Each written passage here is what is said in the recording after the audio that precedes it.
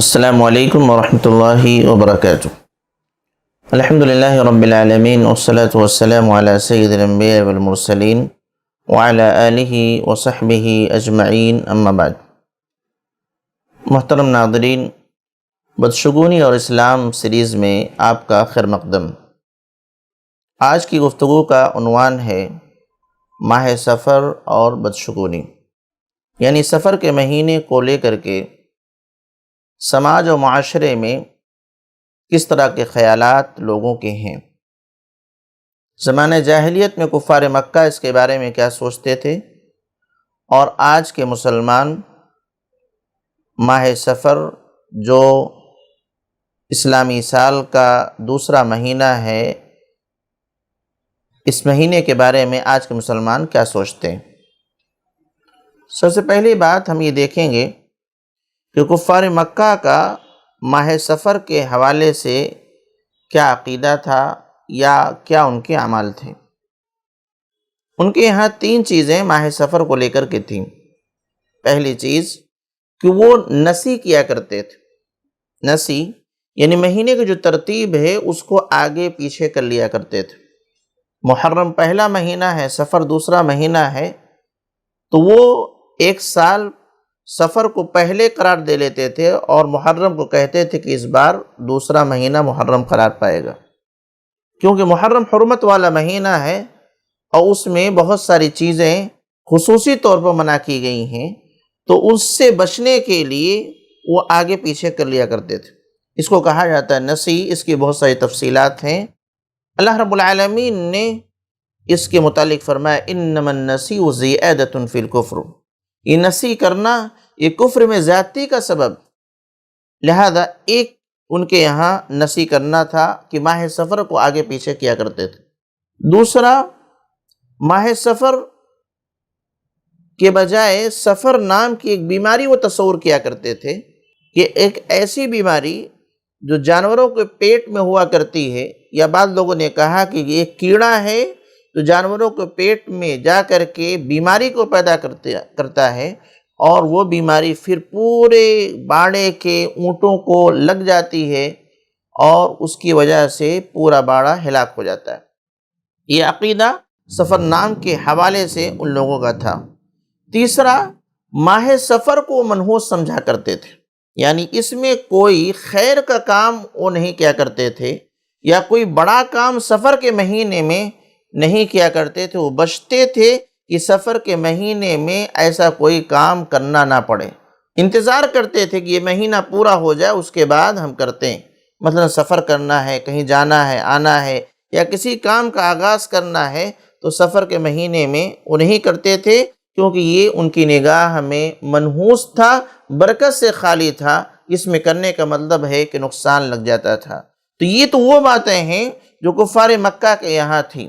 لیکن آج کے مسلمانوں کے حوالے سے اگر ہم دیکھیں تو آج بھی یا اس سے پہلے کے مسلمان بھی سفر کے مہینے کے حوالے سے اسی قسم کا عقیدہ رکھتے ہیں، خاص طور سے منحوس سمجھنے والا کہ یہ منحوس ہے، اس سے بدشگونی لیتے ہیں اور اس کو خیر و برکت سے خالی سمجھتے ہیں، اور اس میں اچھے اچھے کام کرنے سے منع کرتے ہیں۔ پیارے نبی جناب محمد رسول اللہ صلی اللہ علیہ وسلم نے جس طریقے سے کفار مکہ کے حوالے سے کہا تھا لا عدوى ولا ثیرۃ ولا ہامۃ ولا سفرا، کہ نہ تو عدوہ کی کوئی بیماری متعدی ہوتی ہے بذات خود، جب تک اللہ کا حکم نہ ہو تب تک وہ بیماری کسی کو لگتی نہیں، ولا طیرۃ، اور نہ ہی بدشگونی کی کوئی حیثیت ہے، ولا ہامۃ، اور نہ ہی الو کسی کو نقصان پہنچا سکتا ہے، اور نہ ہی ولا سفرا، سفر کے متعلق جو عقیدے کفار مکہ نے بنائے ہیں نہ ہی وہ عقیدے درست ہیں، نہ وہ بیماری جس کو ان لوگوں نے بنا رکھا ہے کہ یہ متعدی بیماری یہ جانوروں کو ہلاک کر ڈالتی ہے، تو اس کی بھی کوئی حقیقت نہیں۔ آئیے ہم دیکھتے ہیں کہ آج کے دور میں سفر کے حوالے سے مسلمانوں کے یہاں کس کس طریقے کے عقائد پائے جاتے ہیں۔ سب سے پہلی چیز یہ ہے کہ ان لوگوں کا ماننا ہے، اور نہ جانے یہ بات ان تک کیسے پہنچی ہے، کہتے ہیں سال میں 10,80,000 بلائیں آسمان سے زمین پر نازل ہوتی ہیں، ان میں سے 9,20,000 سفر کے مہینے میں۔ یعنی 10,80,000 میں سے 9,20,000 سفر کے مہینے میں نازل ہوتی، لہذا یہ منحوس ہے اور بدشگونی لی خیر و برکت سے خالی ہے، لہذا اس میں احتیاط برتنا چاہیے، اور مختلف قسم کے کام اس کی وجہ سے کرتے ہیں۔ احتیاطی تدابیر کے طور پر وہ اس میں شادی بیاہ نہیں کرتے۔ آپ دیکھیں گے سفر کے مہینے میں شادی بیاہ کے واقعات بہت کم رونما ہوتے ہیں، یا سننے میں آتے ہیں کہ فلاں کے ہاں شادی ہوئی ہے۔ لوگ بچتے ہیں کہ سفر کے مہینے میں شادی نہ ہو۔ اسی طریقے شادی ہو گئی ہے کسی اور مہینے میں، نیا نویلا جوڑا ہے، تو سفر کے مہینے میں 13 دن کے لیے ان کو الگ الگ کر دیا جاتا ہے، ایک دوسرے کو صورت نہیں دیکھنے کی اجازت دی جاتی، ورنہ یہ عقیدہ ہے کہ اس کی وجہ سے رشتے خراب ہو جائیں گے۔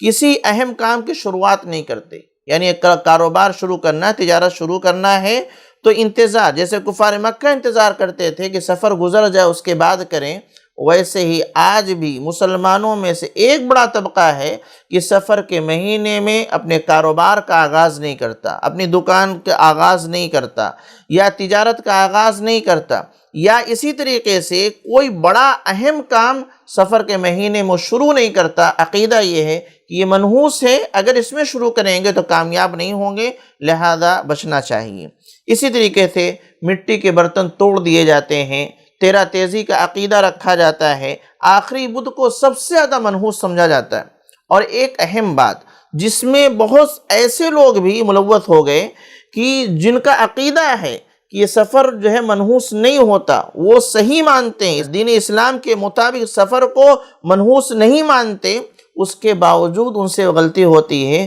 کہ عموماً سفر کو صرف سفر نہیں کہتے، بلکہ سفر کے ساتھ جب بھی سفر کا لفظ لکھتے ہیں یا بولتے ہیں، مظفر کا لفظ لگاتے ہیں، سفر المظفر، سفر المظفر، یعنی خالی سفر کہنے کی وجہ سے ان کو بھی لگتا ہے، یا سماج میں رائج کر دیا گیا اور لا علمی میں لوگوں نے اختیار کر لیا ہے کہ لگتا ہے خالی سفر بولیں گے تو اس کی وجہ سے کہیں بے برکتی نہ آ جائے، اس لیے مظفر بھی لگا دیتے ہیں کہ ایسا سفر جس میں جو ہے کامیابی نصیب ہو۔ یہ مظفر کی صفت لگا دینا اس بات کی دلیل ہے کہیں نہ کہیں انہیں بھی ڈر ہے، چاہے وہ لا علمی کی بنیاد پر ہو، جن لوگوں نے بھی رائج کیا ہے کہ انہیں بھی ڈر ہے کہ خالی سفر بولیں گے تو اس سے نحوست آ جائے گی، اس لیے لکھتے وقت بولتے وقت سفر المظفر کا لفظ استعمال کرتے ہیں۔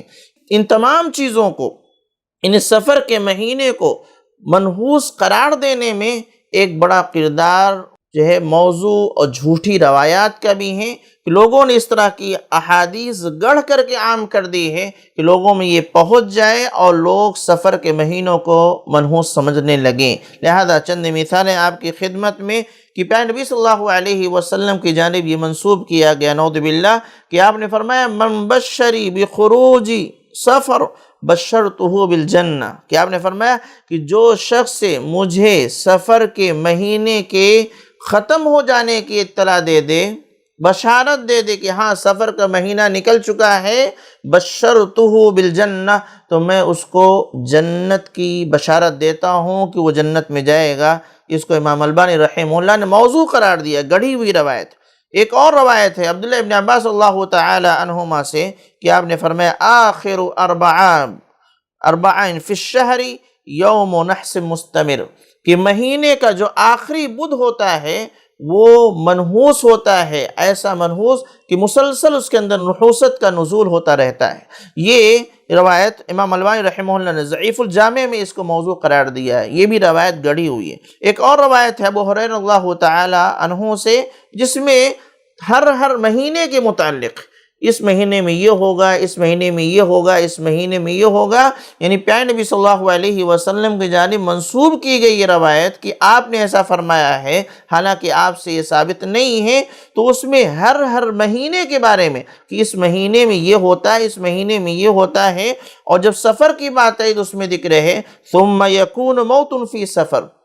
پھر سفر کے مہینے میں موت ہوگی، ثم تتنازع القبائل پھر ربیع الاول کے مہینے میں قبائل آپس میں لڑیں گے، اور نہ جانے اس طرح کی کون کون سی بات۔ یہ روایت بھی امام البانی رحمہ اللہ نے السلسلۃ الضعیفہ میں اسے موضوع قرار دیا ہے۔ تو یہ 3 روایتیں میں نے آپ کے سامنے رکھی ہیں اس بات کے لیے کہ گڑھی ہوئی روایتوں کے ذریعہ سے بھی سفر کے مہینے کے متعلق جو لوگوں کا عقیدہ ہے اس کو تقویت ملی ہے اور لوگوں نے یقین کر لیا، لہذا یہ روایت غلط ہیں، جھوٹی ہیں، ان پر اعتماد نہ کیا جائے، اور سفر کے مہینے سے متعلق جو عقائد لوگوں نے بنا رکھے ہیں اس کو ختم کر دیا جائے۔ اللہ پر بھروسہ و اعتماد رکھیں، اللہ کی بنائی ہوئی کوئی چیز منحوس نہیں ہوتی، بلکہ اللہ جو بھی بناتا ہے وہ بابرکت ہوا کرتی ہے، کیونکہ رب العالمین خود بابرکت ہے۔ الہ ہمیں کرنے سننے زیادہ عمل کی توفیق دے، ہمیں صحیح سمجھ اور صحیح عقیدہ اور صحیح عمل کی توفیق عطا فرما، آمین تقبل رب العالمین۔ والسلام علیکم ورحمۃ اللہ وبرکاتہ۔